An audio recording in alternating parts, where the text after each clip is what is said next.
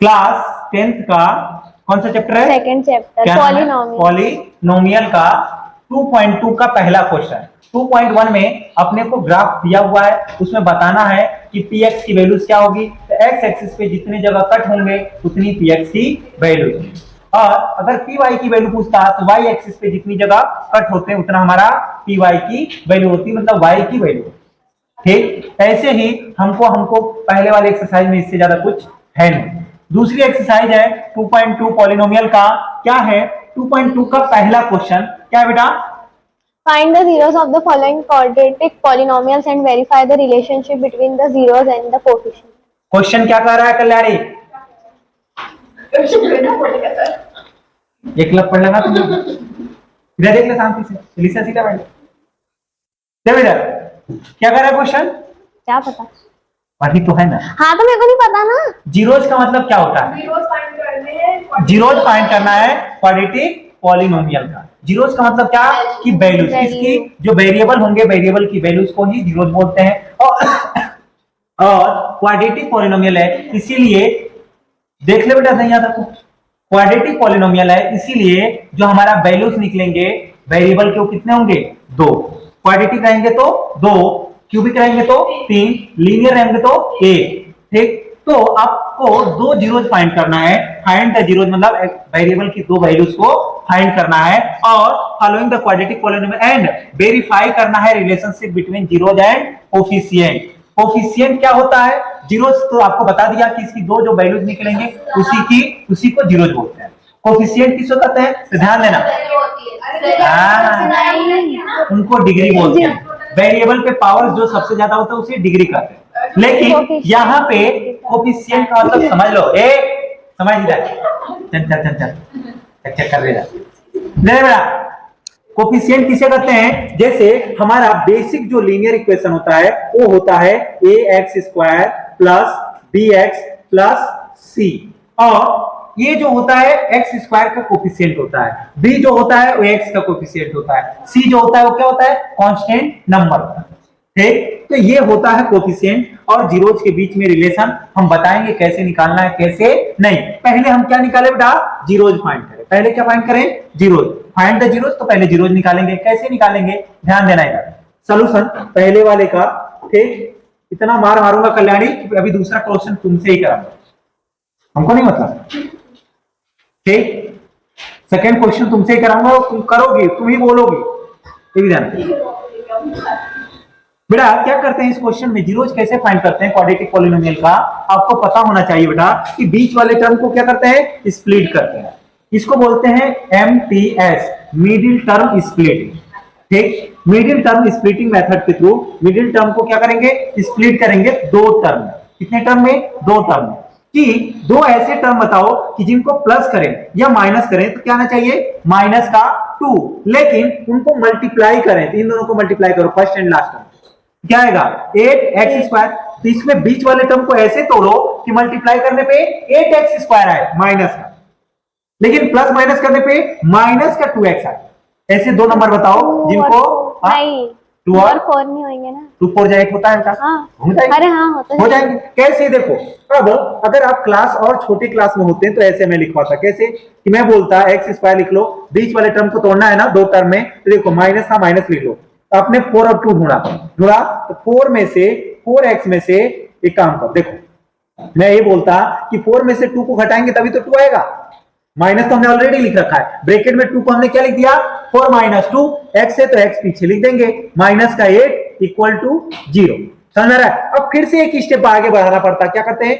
x² हमारा, फिर देखो 4 का एक बार x में मल्टीप्लाई करते हैं और बाहर माइनस है तो माइनस का 4x, माइनस माइनस प्लस, और 2 इंटू x 2x।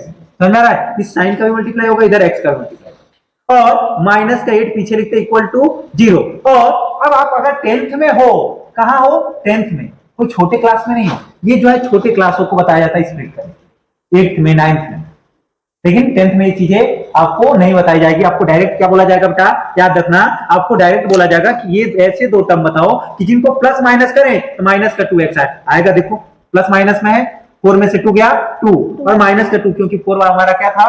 बड़ा था, ग्रेटर था। और इनको मल्टीप्लाई करेंगे तो प्लस माइनस माइनस, और 4 2 जा 8 और x into x x square minus का 8x स्क्वायर। समझ आ रहा है? तो बीच वाले टर्म को आपको लिखना है, बीच वाली लाइन को लिखना जरूरी नहीं, आप डायरेक्ट ये लिखना है।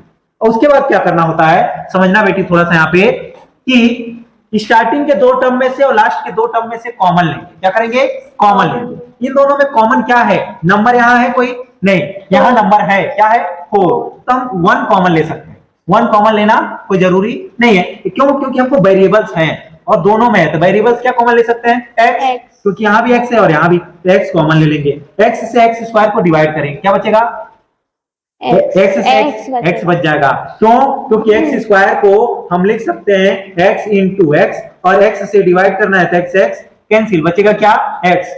एकदम बेसिक सिखा रहा हूं बेटा, देखो। फिर यहाँ माइनस है तो प्लस माइनस माइनस, x से 4x को डिवाइड करेंगे तो x से x कैंसिल, क्या बचेगा? 4। तो यहाँ 4 ब्रैकेट। इन दोनों में कॉमन लेंगे, क्या? प्लस का 2, क्योंकि 2 से दोनों नंबर डिवाइड हो जाएंगे, है ना? फिर हमारा 2 कॉमन लेंगे ब्रैकेट में, 2 से 2x को डिवाइड करते हैं तो 2 से 2 कैंसिल, क्या बचेगा? x। प्लस माइनस माइनस, ये ध्यान रखना, इस साइन का यहाँ पे मल्टीप्लाई करके लिखना। फिर 2 से 8 को डिवाइड करो, 4 इक्वल टू 0। समझ आ रहा है? अब यहाँ पे समझना बेटा कि दोनों ब्रैकेट में क्या होना चाहिए? इक्वल आना चाहिए। कल्याणी मार के सर फोड़ देंगे। ठीक, देख लीजिए, ठीक, इक्वल टू 0। अब हम क्या करते हैं, जो दोनों ब्रैकेट में है उसको सिंगल ब्रैकेट में लिखेंगे। क्या लिखेंगे बेटी? x माइनस 4, और जो ब्रैकेट के बाहर थे उनको एक ब्रैकेट में लिख देंगे x प्लस 2 इक्वल टू 0।